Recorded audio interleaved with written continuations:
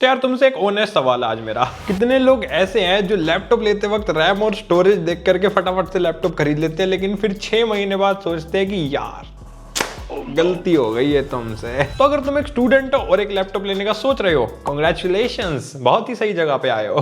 क्योंकि इस वीडियो के अंदर मैं तुम्हें ये बताऊंगा कि कौन सी ऐसी गलतियां हैं भाई जो तुम्हें नहीं करनी है लैपटॉप खरीदते वक्त, एंड 90% स्टूडेंट्स यही गलती करते हैं। तो इस वीडियो को बिल्कुल एंड तक देखना अगर तुम्हें अपने पैसे सही लैपटॉप में इन्वेस्ट करने हैं। तो हम अपनी इस ज्ञानी टेक वीडियो के एपिसोड 18 को सिर्फ स्टूडेंट्स के लिए डेडिकेटेडली बना रहे हैं, क्योंकि मेरे पास काफी सारे कमेंट्स इस बारे में आते रहते हैं। तो हर संडे तुम्हें ऐसी ही बढ़िया वीडियो देखने को मिलती है तुम्हारी रिक्वेस्ट के ऊपर। तो नेक्स्ट टॉपिक कमेंट कर देना #GTV करके, और सब्सक्राइब जरूर करना, क्योंकि हमें ये रेशियो भाई 25% लेके जाना है। मैं देखना चाहता हूं भाई कितनी पावर है हमारी अनबॉक्स टेक फैमिली में। दिखाओ यार, थोड़ा तड़का वड़का लगाओ। काफी लोग तो ऐसे जो वीडियो देखते सब्सक्राइब नहीं करते, तो कर देना भाई। सबसे पहले बजट को फिक्स करो, मतलब तुम्हें बहुत ही ज्यादा सस्ता लैपटॉप भी नहीं देखना और बहुत ही ज्यादा ओवर एक्सपेंसिव लैपटॉप भी तुम्हें नहीं देखना है।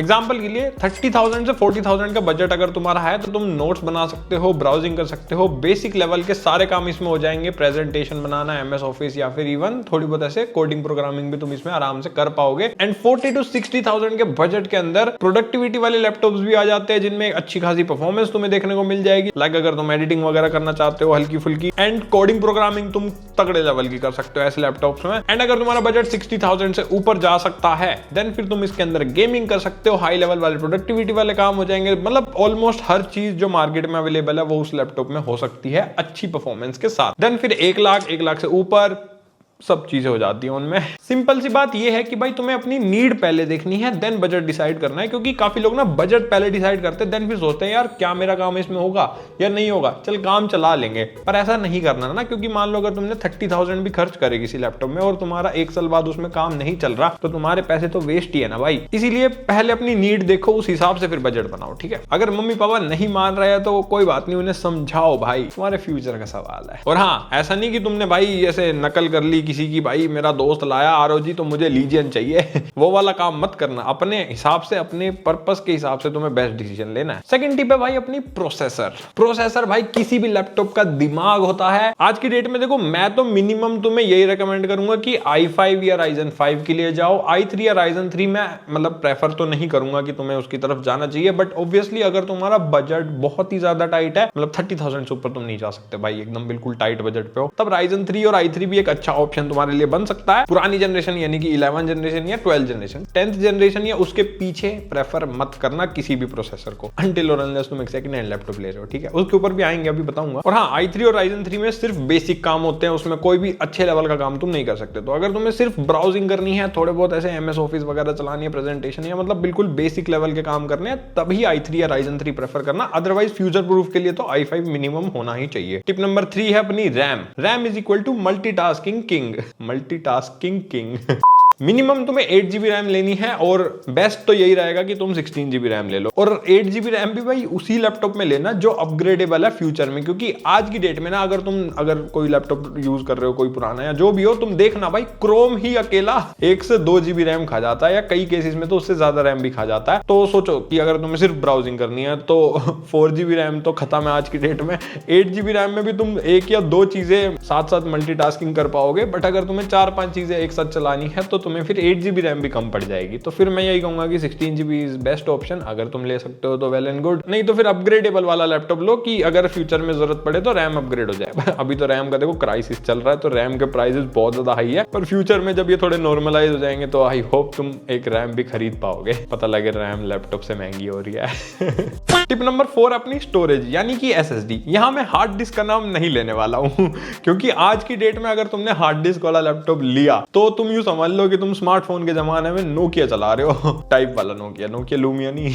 वैसे लूमिया भी किसी काम का नहीं रहा था अपने टाइम पे भाई। लिटरली SSD ना हार्ड डिस्क से 10x फास्टर होती है, तो तुम सोच ही सकते हो डिफरेंस। और आज की डेट में ना हार्ड डिस्क में भाई क्रोम भी नहीं चलता, इतना अटकता है, इतनी लैगी परफॉर्मेंस आती है। तुम्हारा चाहे i7 प्रोसेसर हो, बट भाई लैपटॉप स्लो ही चलेगा। तो SSD plays a important role. अगर तुम किसी सेकंड हैंड लैपटॉप को भी खरीदने जा रहे हो ना, तब भी तुम उसके अंदर ना हार्ड डिस्क हटवा के SSD लगवा लेना, या फिर एटलीस्ट विंडोज तुम्हारी SSD में इंस्टॉल हो, ये जरूर देख लेना, वरना लैपटॉप बहुत स्लो चलेगा। और हाँ, अगर तुम्हें नहीं पता कि कैसे अपग्रेड अपग्रेड करते हैं, SSD कैसे लगती है हार्ड डिस्क की, तो हमने अपग्रेड के ऊपर काफी सारे वीडियोस बना रखे हैं इस चैनल पे। प्लेलिस्ट का यहाँ पे लिंक दे दूंगा या फिर वीडियोस का लिंक दे दूंगा, चेक कर लेना, डिस्क्रिप्शन में दे दूंगा या पिन कमेंट पे दे दूंगा, नहीं तो चैनल पे सर्च कर लेना भाई। बहुत तरीके हैं भाई की वीडियोस देखने के, बट तुम देखते नहीं हो। सब्सक्राइब करो, तुम्हें बहुत वैल्यूएबल कंटेंट मिलता है यहाँ पे। और SSD में भी ना मिनिमम 512 GB प्रेफर करना। अगर तुम ये सेफ भैया लेने जा रहे हो तब तुम्हारे केस में 256 GB भी चला लेंगे, क्योंकि एप्पल 512 GB के 20,000 रुपीज चार्ज करता है। तो कोई बात नहीं, मैं समझ सकता हूँ तुम्हारा दर्द।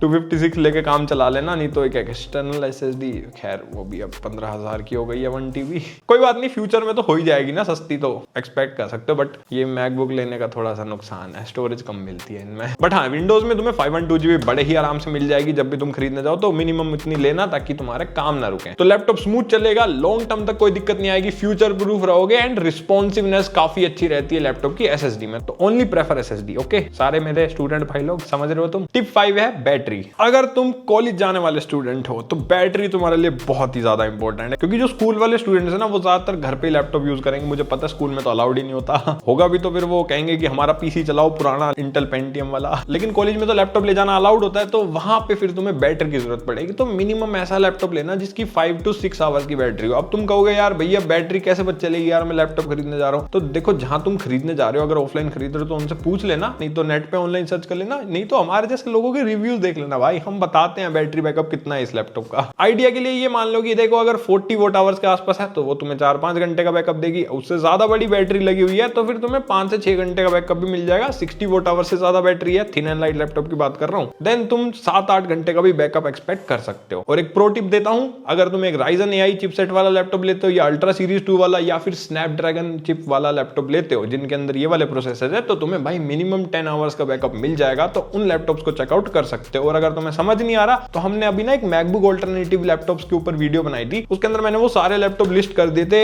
40,000 से लेके 1 लाख तक। तो उस वीडियो को देखना, सारे लैपटॉप्स कौन कौन से हैं ऐसे मैंने समझाए हैं, तो देख लेना भाई, फायदा तुम्हारा ही है। टिप नंबर 6 है डिस्प्ले एंड बिल्ड क्वालिटी। बहुत से लोग इस डिस्प्ले को इग्नोर कर देते हैं और फिर तुम्हें क्या करना पड़ता है, ऐसा एक मॉनिटर लेना पड़ता है। क्यों? क्योंकि डिस्प्ले में तो मजा ही नहीं आ रहा है ना। वैसे आजकल हर लैपटॉप में IPS डिस्प्ले आने लग गई है मिनिमम, तो तुम्हें प्रेफर भी यही करना है, ठीक है। मिनिमम IPS डिस्प्ले हो, 1080p का उसका रेजोल्यूशन हो, बस सॉर्टेड है, काम चल जाएगा। TFT डिस्प्ले मत ले लेना भाई आज की डेट में, वरना तुम्हें वही साइड से भूत भूत दिखेंगे जैसे पहले के लैपटॉप में होता था। मजा नहीं आएगा, देखो लोग भी बेइज्जती मार के जाएंगे तुम्हारी। लॉन्ग टर्म के हिसाब से बता रहा हूं मैं तो। और हाँ, कलर एक्यूरेट लेनी है नहीं लेनी वो तुम्हारी मर्जी है, क्योंकि अगर कलर एक्यूरेट लोगे तो जो लोग वीडियो एडिटिंग फ्यूचर में करने का प्लान कर रहे हैं या कलर ग्रेडिंग या ग्राफिक डिजाइनिंग जैसे काम कर रहे हैं जिनमें कलर्स का काफी रोल रहने वाला है, देन तुम्हें कलर एक्यूरेट डिस्प्ले चूज कर सकते हो, या एक OLED डिस्प्ले ले लेना। फिर तुम्हें बजट पुश करना पड़ेगा। देखो 70-80,000 तक तुम्हारा बजट कम से कम होना चाहिए, मिनिमम 60,000, क्योंकि उसी रेंज में अच्छी डिस्प्ले वाले लैपटॉप हमें मिलते हैं। इवन मैकबुक भी 80,000 का है और मैकबुक की डिस्प्ले भी अच्छी होती है। बाकी बिल्ड क्वालिटी चेक करने का सबसे बढ़िया तरीका बता रहा हूं, हमारी लैपटॉप रिव्यूज की वीडियो देखना, हम उसके अंदर बताते हैं कि उसमें हिंज कैसा है, वोबलिंग कैसी है, फ्लेक्स कैसा है। ये 3-4 चीजें तुम्हें अपने लैपटॉप में चेक करनी है। अगर ऑफलाइन ले रहे हो तो चेक करके ले लेना, अदरवाइज ऑनलाइन ले रहे हो तो रिव्यूज देख के ले लेना, तो पता चल जाएगा तुम्हें कि बिल्ड क्वालिटी लैपटॉप की कैसी है। अगर मेटल बिल्ड है तो बहुत ही बढ़िया, फिर तो कोई इशू ही नहीं है। अगर पॉलीकार्बोनेट वाली बिल्ड है तो थोड़ा चेक करना पड़ेगा बस। Tip number 7 graphics. ये काफी ज्यादा इंपॉर्टेंट है, इसको सब इग्नोर कर देते हैं भाई, कहते हैं ग्राफिक्स हमें मतलब ही नहीं है, हमें प्रोसेसर से मतलब है बस। लेकिन ऐसा नहीं है guys, graphics is very important. अगर तुम एक ऐसे स्टूडेंट हो जो वीडियो एडिटिंग करना चाहता है, गेमिंग करना चाहता है, भाई कॉलेज में बैठ के ऐसे गेमिंग टूर्नामेंट्स होते हैं ई स्पोर्ट्स वाले, उनमें भाई ऐसे तबाही मचाना चाहते हो, हैकेथॉन्स वगैरह में पार्ट लेना चाहते हो, मशीन लर्निंग के बड़े बड़े एल्गोरिदम्स चलाना चाहते हो, या फिर 3D ग्राफिक डिजाइनिंग, ये सारे काम तुम्हें करने हैं। सिविल इंजीनियरिंग में भी तो ये सारे सॉफ्टवेयर यूज कराती है, इवन मैकेनिकल इंजीनियरिंग में ऑटोकैड वगैरह, तो उन सब के लिए तुम्हें ग्राफिक कार्ड लगेगा। और इग्नोर मत करना, अगर तुमने एक थिन एंड लाइट लैपटॉप लेकर कॉलेज में एंट्री कर ली और तुम ऐसी किसी स्ट्रीम से हो, भाई पक्का इशू आने वाला है, तुम्हें लैपटॉप बेच के दूसरा खरीदना पड़ेगा। तो तुम पहले ही सतर्क हो जाओ। इन सभी कामों के लिए तुम्हें एक डेडिकेटेड ग्राफिक कार्ड चाहिए होता है, जो कि गेमिंग लैपटॉप्स में तुम्हें जनरली मिलेगा। अगर देखो तुम्हारे पेरेंट्स नहीं दिलवाते तो उन्हें समझाना कि भाई देखो हमें ग्राफिक कार्ड चाहिए, कोई बात नहीं, गेम वेम नहीं खेलेंगे, हम काम करेंगे, और हाँ गेम मत खेलना। नहीं तो देखो नॉर्मल इंटीग्रेटेड ग्राफिक्स में भी ऐसा नहीं काम नहीं चलेगा, काम चल जाता है। आजकल कुछ अच्छे इंटीग्रेटेड ग्राफिक्स वाले लैपटॉप्स आ रहे हैं, जैसे कि अगर तुम AMD की तरफ जाते हो तो रेडॉन सीरीज के काफी अच्छे ग्राफिक कार्ड है उनके। 860M एक अच्छा ग्राफिक कार्ड इंटीग्रेटेड वाला डला आता है लैपटॉप में। Ryzen AI के भी कुछ सीरीज के जो प्रोसेसर है उनमें अच्छा ग्राफिक कार्ड आता है इंटरनली जो लगा हुआ आता है। या फिर अगर मैक की तरफ जा रहे हो तो इनकी M सीरीज जो है उसके अंदर भी काफी अच्छे इंटीग्रेटेड ग्राफिक्स यूज होते हैं जो अच्छा खासा काम करवा देते हैं। एंड इंटेल की तरफ जाते हो तो इंटेल में इंटेल आर्क ग्राफिक्स जो अभी लेटेस्ट आए हैं ना, iGPU डल के आ रहे हैं लैपटॉप्स के अंदर, वो भी अच्छा परफॉर्म कर देते हैं। तो अगर तुम्हें बिगिनर लेवल के थोड़े ग्राफिक इंटेंसिव काम करने हैं तो वो करवा देंगे, बट ज्यादा एक्सपेक्टेशन मत रखना। लाइक गेमिंग वगैरह भी करते हो ना तो 30-40 FPS ही मिलेंगे, ज्यादा नहीं मिलेंगे। एंड प्रोडक्टिविटी में भी बस हल्का फुल्का बस सीखने के लिए तुम यूज कर सकते हो। अदरवाइज अगर तुम्हें प्रोफेशनल काम करने हैं प्रोडक्टिविटी के तो फिर डेडिकेटेड ग्राफिक कार्ड लगेगा and then go with gaming laptops only. हमने बहुत सारे रिव्यू कर रखे अपने चैनल पे। अपना चैनल भाई बहुत बढ़िया चैनल है, प्लेलिस्ट देख लेना, यहाँ पे मैं डिस्क्रिप्शन या आई बटन पे लिंक दे दूंगा, सब्सक्राइब मारो। तो आई होप तुम्हें ग्राफिक वाला पॉइंट भी क्लियर हो गया। अब आते हैं अपनी टिप नंबर 8 पे, जो कि है ब्रांड एंड सर्विस। अब सबसे बड़ा सवाल है कि भाई ब्रांड बताओ कौन सा ले। मेरे को देखो पर्सनली मैं अपना ओपिनियन दे रहा हूँ, ठीक है, इसमें ऐसा कोई बुरा या अच्छा नहीं बता रहा मैं। मुझे ऐसा लगता है कि कुछ 4-5 ब्रांड्स ऐसे हैं जिनकी थोड़ी सर्विसिंग अच्छी है आफ्टर सेल की बात करें, क्योंकि इंडिया में ना after sale service is a very big point और वेरी बिग कंसर्न, क्योंकि काफी ब्रांड्स ध्यान ही नहीं देते हैं इस पॉइंट पे, बस बेचने पे ध्यान है उनका। तो मेरे हिसाब से थोड़े सेफ ऑप्शन ये है कि तुम या तो एप्पल का लैपटॉप ले लो, सैमसंग ले सकते हो, HP, डेल, लेनोवो, एसूस, क्योंकि ये सारे मेन स्ट्रीम ब्रांड्स है, वेल एस्टेब्लिश्ड है, काफी बड़े ब्रांड्स है, तो इनको ना अपनी ब्रांड वैल्यू की भी चिंता रहती है, तो ये थोड़ी आफ्टर सेल सर्विस पे ध्यान देते हैं। अगर तुम्हारे एरिया में अच्छी नहीं है तो किसी और एरिया में जाके ट्राई करो, कहीं ना कहीं तो अच्छी सर्विस मिल जाएगी। बाकी इस पे मैं ज्यादा कुछ नहीं कहूंगा, क्योंकि मेरा कोई ऐसे कोई बेकार एक्सपीरियंस अभी तक किसी के साथ रहा नहीं है, तो मैं किसी को क्रिटिसाइज नहीं करूंगा। बाकी अगर तुम्हारा कोई रहा है तो कमेंट सेक्शन में बताना, जिससे बाकी लोगों की हेल्प हो जाएगी कि भाई उन्हें किस ब्रांड की तरफ जाना है और किसकी तरफ नहीं, क्लियर हो जाएगा। तो प्रेफर करना कि जितने भी मेन स्ट्रीम ब्रांड्स है जो काफी सालों से लैपटॉप की फील्ड में, उन्हीं का तुम लैपटॉप खरीदो। जो भी आजकल जो नए नए लैपटॉप्स के ब्रांड आ रहे हैं ना, इनको थोड़ा कम प्रेफर करना, क्योंकि लैपटॉप हो सकता है अच्छा हो but may be after sale service is not good,